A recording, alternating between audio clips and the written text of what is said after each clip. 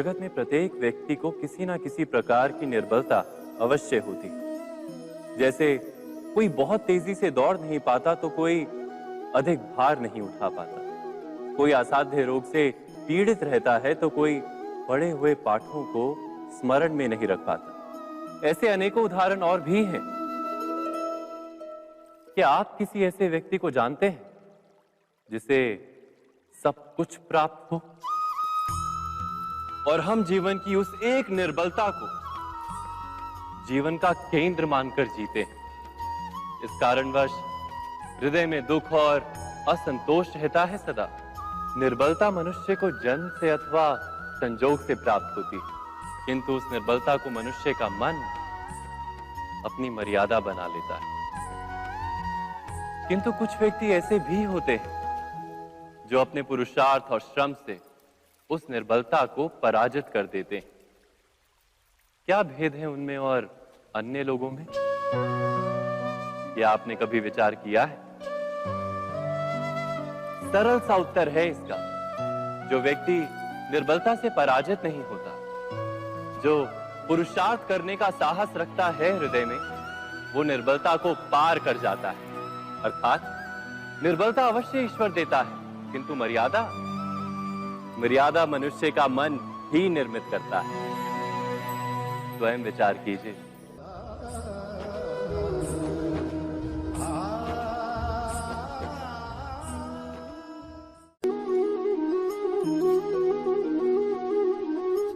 भविष्य का दूसरा नाम है संघर्ष। हृदय में आज इच्छा होती है और यदि पूर्ण नहीं हो पाती तो हृदय भविष्य की योजना बनाता है।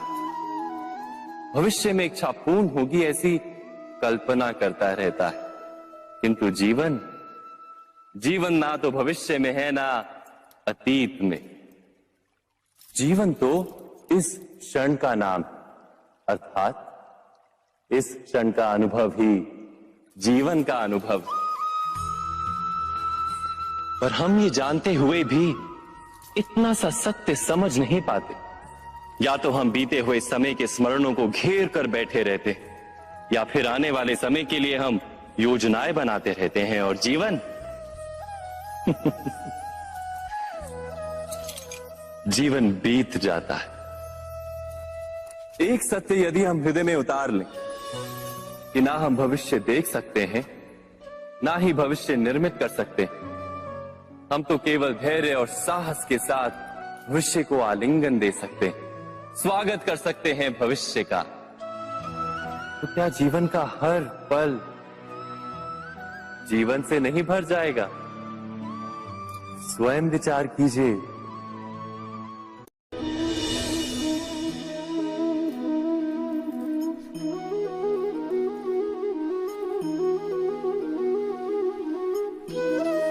ज्ञान प्राप्ति सदा ही समर्पण से होती है, ये हम सब जानते हैं। किंतु समर्पण का वास्तविक महत्व क्या है? क्या हमने कभी विचार किया? मनुष्य का मन सदा ही ज्ञान प्राप्ति में विभिन्न बाधाओं को उत्पन्न करता है। कभी किसी अन्य विद्यार्थी से ईर्ष्या हो जाती है, कभी पढ़ाए हुए पाठों पर संदेह जन्मता है और कभी गुरु द्वारा दिया गया दंड मन को अहंकार से भर देता है। नहीं, क्या ऐसा नहीं होता? न जाने कैसे कैसे विचार मन को भटकाते हैं और मन की इसी अयोग्य स्थिति के कारण हम ज्ञान प्राप्त नहीं कर पाते। मन की योग्य स्थिति केवल समर्पण से निर्मित होती है। समर्पण मनुष्य के अहंकार का नाश करता है। ईर्ष्या, महत्वाकांक्षा आदि भावनाओं को दूर कर हृदय को शांत करता है और मन को एकाग्र करता है। वास्तव में ईश्वर की सृष्टि में ना ज्ञान की मर्यादा है, ना ज्ञानियों की। गुरु दत्तात्रेय ने तो गाय और श्वान से भी ज्ञान प्राप्त कर लिया था। अर्थात विषय ब्रह्म ज्ञान का हो या जीवन के ज्ञान का या गुरुकुल में प्राप्त होने वाले ज्ञान का, उसकी प्राप्ति के लिए गुरु से अधिक महत्व है उस गुरु के प्रति हमारा समर्पण। क्या यह सत्य नहीं?